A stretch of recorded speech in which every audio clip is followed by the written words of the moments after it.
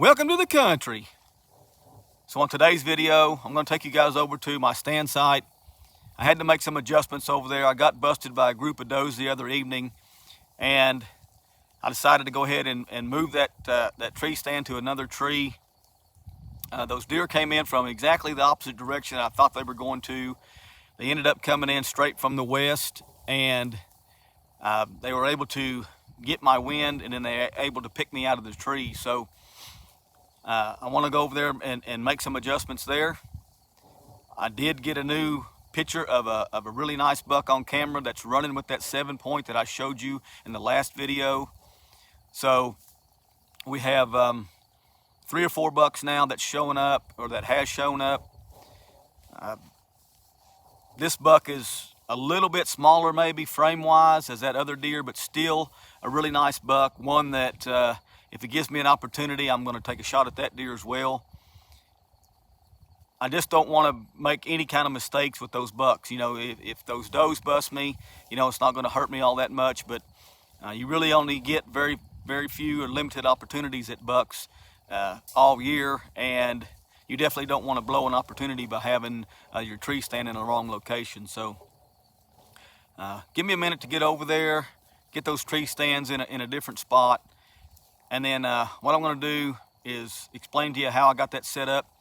And then I'm going to pull up the pictures of that newest buck that I got, let you guys look at him, see what you think. I think he's a shooter. I'm not really a trophy hunter. So, you know, I'm a deer hunter first.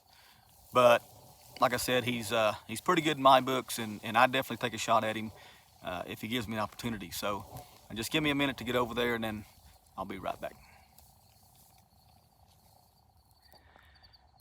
Okay guys, so here's the view looking from the deer's vantage point coming in from the west.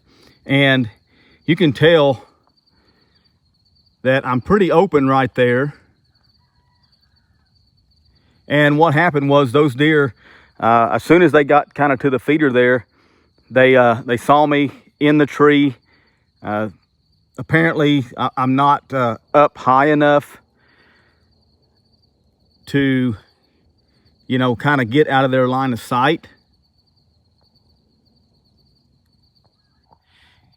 And I think that's mainly because, you know, we're a lot higher here than what the tree's actually growing.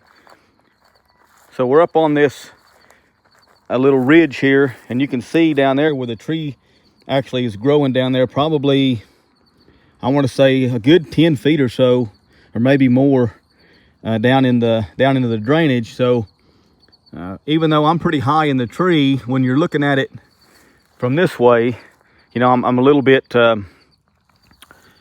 closer to the actual height of the deer. So what I decided to do was move my stand over to more of a spot where they're not catching my south wind near as much. That, even though that looks like I'm pointed straight east, the way this property runs, it kind of runs to where the south wind is kind of blowing back towards the deer just a little bit. So any southeast wind just a little bit would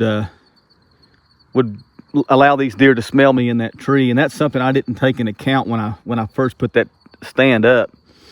But I noticed that the deer did smell me that evening as well.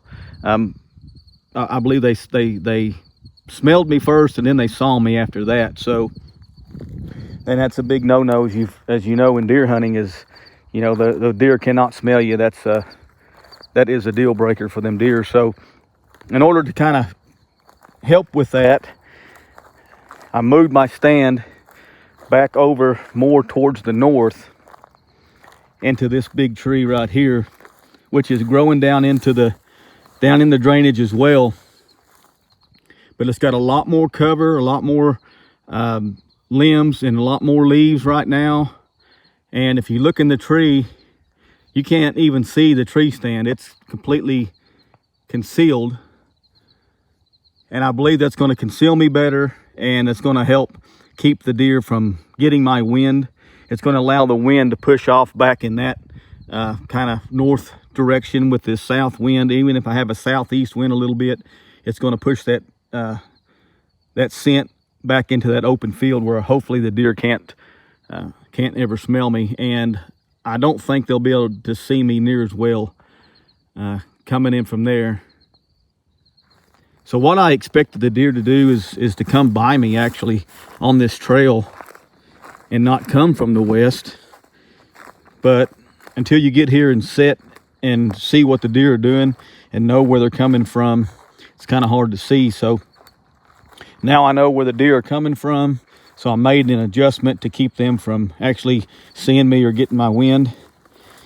But you can see it rained a little bit here, and you can see in the,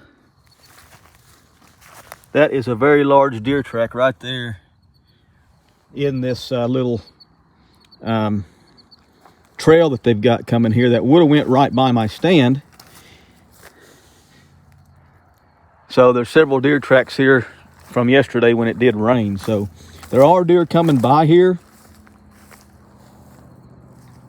but like I said, I can't risk letting one of these bucks kind of see me or get my scent. So I'm glad it happened when it was just does. That's not going to, you know, hurt me near as much. Kind of learn the situation and made an adjustment.